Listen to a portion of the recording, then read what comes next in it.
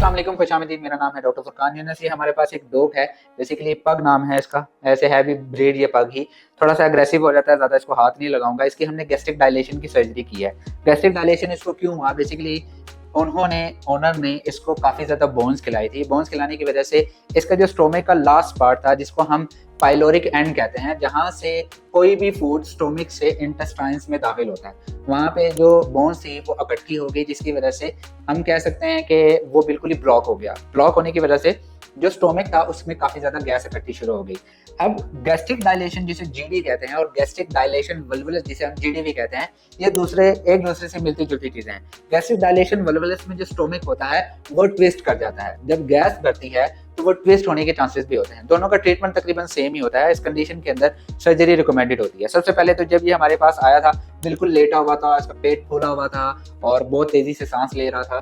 जब हमने ओनर से हिस्ट्री ली तो हमने एक सस्पेक्ट किया हो सकता है इसका जीडीवी ही हो। सबसे पहला मेरा डायग्नोसिस खुद का विदाउट एक्सरे वो मेरा जीडीवी ही था। उनको मैंने पहले बता दिया। पहले मैंने इसका एक्सरे किया तो इसका जो स्टोमिक था उसमें फुली गैस भरी हुई थी। इस कंडीशन के अंदर फौरी सर्जरी रिकमेंडेड होती है। हमने शुरू के अंदर इसको बोर्ड नीडल से स्टोमिक में थोड़ा सा होल किया। बोर्ड नीडल मोटी नीडल को कहते हैं। इसके अलावा फिर हमने स्टोमिक ट्यूब पास की ताकि फौरी रिलीफ मिला जा सके, और इसके बाद फिर हमने इसकी स्टोमिक की सर्जरी परफॉर्म की, बोन सारी निकाली और इसको रिलीफ दिया। अल्लाह का शुक्र है 4 दिन हो चुके हैं, अब बिल्कुल ठीक है। डरता बहुत ज़्यादा है और कभी कभी काटता भी है और काफ़ी हद तक ये रिकवर हो चुका है। इस तरह की कंडीशंस में हमेशा डॉक्टर ही ज़रूरत है। अगर डॉक्टर के पास नहीं जाएंगे, जीडीवी या गैस्ट्रिक डायलेशन एक ऐसी कंडीशन है जिससे मल्टीपल ऑर्गन को इफेक्ट पड़ता है, किडनी, लिवर, क्योंकि जब गैस जिस्म में भर जाती है मैदे के अंदर, वो या तो इंटेस्टाइन को भी ब्लॉक कर सकती हैं, किडनी को अफेक्ट कर सकती हैं, खुदा न खासा डायफ्रेगमेटिक हर्निया के भी चांसेस होते हैं।